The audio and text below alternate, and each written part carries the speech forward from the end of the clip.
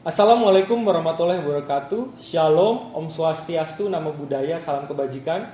Salam sejahtera untuk kita semua. Semoga Bapak Ibu calon pendamping dalam situasi yang sehat dan berbahagia. Perkenalkan, nama saya Berry Michael Kevin. Saya akan menemani proses pembelajaran Bapak Ibu dalam video kali ini, di mana kita akan membahas tentang pembelajaran berbasis proyek yang masih ada hubungannya tentu dengan video selanjutnya nanti yang akan membahas tentang pembelajaran berbasis inquiry. Dua model pembelajaran yang akan kita bahas ini adalah bentuk dari Merdeka Belajar yang akan diimplementasikan dalam program pembekalan calon pendamping guru penggerak yang akan Bapak Ibu ikuti, juga dalam proses pendampingan nantinya ketika Bapak Ibu pendamping mendampingi calon guru penggerak. Dalam video ini Bapak Ibu akan mempelajari tentang struktur dan prinsip pembelajaran berbasis proyek. Saya harap Bapak Ibu pendamping bisa menikmati proses belajarnya dan pada akhirnya nanti bisa mengimplementasikan dengan baik ketika mendampingi calon guru penggerak. Kita langsung masuk saja ke dalam materi yang akan kita bahas. Pembelajaran berbasis proyek atau biasa dikenal dengan istilah project based learning adalah sebuah pendekatan belajar yang mengutamakan aktivitas-aktivitas atau tugas-tugas atau kegiatan-kegiatan belajar yang mengutamakan kegiatan atau aktivitas sehari-hari. Aktivitas-aktivitas dunia nyata ini erat kaitannya dengan kebutuhan-kebutuhan di dunia pekerjaan atau dalam kebutuhan manusia menjadi bagian dari sebuah masyarakat. Dan bahkan seringkali aktivitas-aktivitas ini bisa menangkap hal-hal yang tidak bisa ditangkap dalam kegiatan-kegiatan atau aktivitas-aktivitas yang hanya menggunakan ruang kelas. Aktivitas-aktivitas ini tidak melulu hanya berbicara tentang wawasan atau konten yang sedang dibahas, tapi juga tentang kemampuan-kemampuan lain yang memang dibutuhkan, seperti kemampuan kepemimpinan, kemampuan manajemen, kemampuan komunikasi, kemampuan kolaborasi, kemampuan berpikir kritis, kemampuan memanage sebuah proyek, dan kemampuan-kemampuan lainnya yang memang dibutuhkan untuk bisa berfungsi sebagai bagian dari sebuah masyarakat. Hal ini sejalan dengan bagaimana Bapak Ibu pendamping diharapkan juga menggunakan mindset pembelajaran berbasis proyek ketika Bapak Ibu belajar dalam program pembekalan pendamping calon guru penggerak ini. Selain itu, Bapak Ibu juga diharapkan menggunakan mindset yang sama, cara berpikir yang sama ketika Bapak Ibu mendampingi calon guru penggerak nantinya. Di mana Bapak Ibu calon guru penggerak nantinya memang diharapkan untuk bisa membuat inisiatif-inisiatif, gerakan-gerakan perubahan yang bisa membawa perubahan bagi pendidikan di lingkungannya masing-masing. Ini kenapa pembelajaran berbasis proyek dan pembelajaran berbasis inquiry jadi kerangka berpikir yang relevan buat Merdeka Belajar dan buat program guru penggerak yang Bapak Ibu ikuti kali ini. Nah, dalam hal Bapak Ibu pendamping mengikuti program pembekalan pendamping calon guru penggerak, Bapak Ibu juga akan menggunakan mindset pembelajaran berbasis proyek. Mindset ini juga akan Bapak Ibu gunakan ketika mendampingi calon guru penggerak nantinya. Karena calon guru penggerak nantinya juga akan diharapkan bisa melakukan inisiatif-inisiatif perubahan, gerakan-gerakan perubahan untuk membawa perubahan pendidikan di lingkungannya masing-masing. Untuk itu penting untuk kita bisa memahami pembelajaran berbasis proyek melalui video kali ini. Sudah banyak riset juga yang membuktikan bahwa pembelajaran berbasis proyek itu efektif membantu peserta didiknya memahami topik atau masalah atau isu yang sedang dibahas atau yang sedang didiskusikan seperti itu.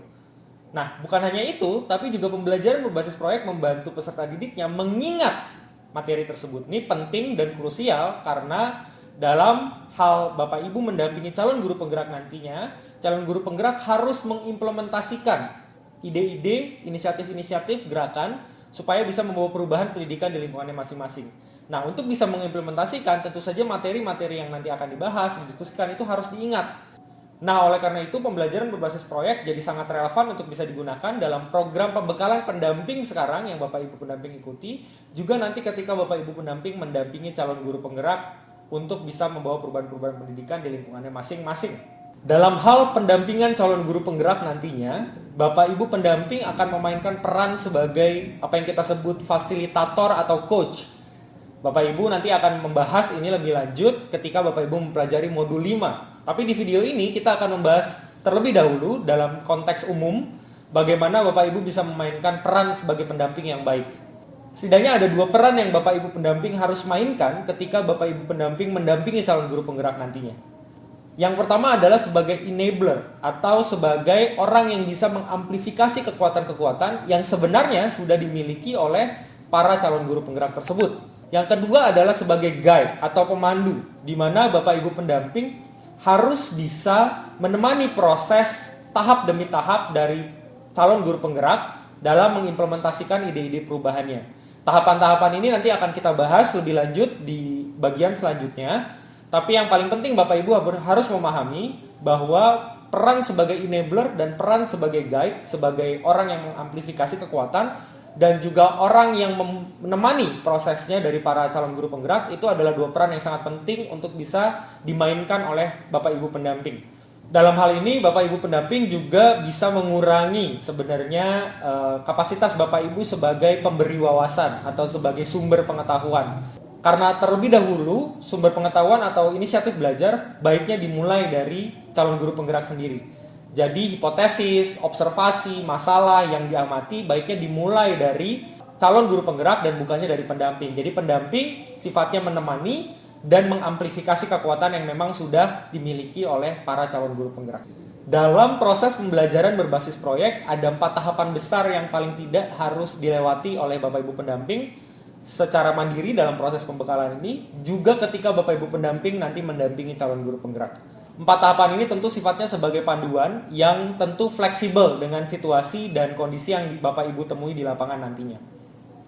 Tahapan pertama adalah tahapan observasi, di mana Bapak Ibu pendamping harus bisa melihat ke sekitar dan melihat ke dalam diri sendiri masalah-masalah apa yang menjadi sesuatu yang menggelisahkan buat Bapak Ibu, yang ingin diubah oleh Bapak Ibu pendamping dan nantinya juga oleh Bapak Ibu calon guru penggerak.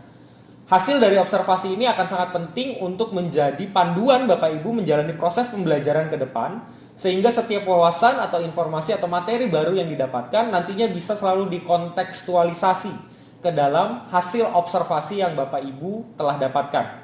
Tahapan kedua adalah tahapan konsep, di mana Bapak Ibu pendamping harus mengajukan solusi atau hipotesis solusi, hal-hal yang dianggap bisa menyelesaikan masalah yang sudah diobservasi di tahapan sebelumnya. Hal ini berlaku baik ketika pembelajaran dalam pembekalan ini Bapak Ibu pendamping mengikuti pembekalan pendamping, ataupun ketika Bapak Ibu pendamping mendampingi calon guru penggerak nantinya. Bapak Ibu sama-sama harus mengajukan solusi atau mengajukan pemikiran yang kira-kira bisa menjawab masalah atau isu yang ada di tahapan sebelumnya yang sudah diobservasi. Tahapan selanjutnya atau tahapan ketiga adalah tahapan eksekusi, di mana ajuan solusi yang sudah diberikan itu dilakukan, dieksekusi. Dalam hal ini pencatatan jadi penting. Bapak Ibu harus mencatat dampak atau masalah atau kesempatan atau ancaman yang mungkin dialami atau telah dialami ketika hal itu dilakukan. Nah, hal ini juga penting ketika Bapak Ibu misalnya melakukan pembelajarannya sendiri dalam pembekalan ini. Bapak Ibu juga harus mengeksekusi wawasan-wawasan yang sudah didapat dengan misalnya berdiskusi dengan rekan-rekan pendamping yang lainnya. Tahapan selanjutnya adalah refleksi. Nah, dalam tahapan ini hasil observasi atau pengamatan dari tahapan sebelumnya, yaitu tahapan eksekusi atau eksperimen, itu kemudian direfleksikan kembali. Di tahapan inilah Bapak Ibu melihat kembali pengamatan-pengamatan yang dilakukan dalam tahapan sebelumnya, yaitu tahapan eksekusi atau eksperimen. Bapak Ibu melihat kembali misalnya Bapak Ibu melakukan kampanye atau mengadakan sebuah program atau menginterview orang, itu dilihat kembali apa yang terjadi. Adakah hal yang bisa membuat Bapak Ibu pendamping atau Bapak Ibu calon guru penggerak nantinya memahami masalahnya dengan lebih baik lagi. Proses ini adalah proses yang sirkular, jadi bentuknya seperti siklus, di mana setelah proses refleksi itu menjadi input kembali untuk observasi masalah yang Bapak Ibu lakukan. Nah, siklus ini harapannya bisa menghasilkan solusi yang terbaik untuk masalah yang Bapak Ibu alami atau isu atau topik yang Bapak Ibu sedang pelajari. Harapannya melalui proses yang siklus ini, asumsi atau hipotesis awal yang mungkin hanya dimiliki oleh Bapak Ibu itu sudah bisa diujikan, sudah bisa didiskusikan dengan orang lain dan dilihat realitanya di lapangan. Sehingga dalam iterasi atau pengulangan selanjutnya, melakukan observasi masalah yang kedua, melakukan konsep, lalu melakukan eksekusi dan merefleksikan kembali, solusi yang dihasilkan sudah jadi lebih baik, dan nantinya ketika ini diulang-ulang, kita akan dapat solusi-solusi yang terbaik yang benar-benar bisa menggerakkan perubahan-perubahan pendidikan di lingkungan belajar masing-masing calon guru penggerak dan juga Bapak Ibu pendamping calon guru penggerak. Demikian tentang pembelajaran berbasis proyek. Saya harap Bapak Ibu bisa memahami tentang prinsip dan struktur atau tahapan pembelajaran berbasis proyek. Harapannya Bapak Ibu juga bisa mendiskusikan bahasan-bahasan ini lebih lanjut lagi dengan rekan-rekan pendamping yang lainnya, supaya satu sama lain bisa saling mengevaluasi pemahamannya dan pada akhirnya bisa mengimplementasikannya dalam proses pembelajaran diri sendiri, juga ketika mendampingi calon guru penggerak ketika program pendampingan calon guru penggerak nantinya. Dalam video selanjutnya kita akan belajar tentang pembelajaran berbasis inquiry, di mana Bapak Ibu pendamping dan Bapak Ibu calon guru penggerak nantinya diajak untuk memulai proses pembelajarannya dengan sekumpulan pertanyaan. Dan sekumpulan pertanyaan inilah yang nanti akan memandu proses pembelajaran dan proyek yang akan dilakukan oleh Bapak Ibu pendamping dan calon guru penggerak nantinya. Saya harap Bapak Ibu pendamping bisa menikmati proses pembelajaran Bapak Ibu dalam program calon. Saya harap Bapak Ibu pendamping bisa menikmati proses belajar yang Bapak Ibu lalui dalam program pembekalan pendamping calon guru penggerak ini, dan pada akhirnya nanti kita sama-sama bisa memulai perubahan-perubahan baik, perubahan-perubahan positif bagi pendidikan di seluruh Indonesia. Sampai jumpa di video selanjutnya. Terima kasih.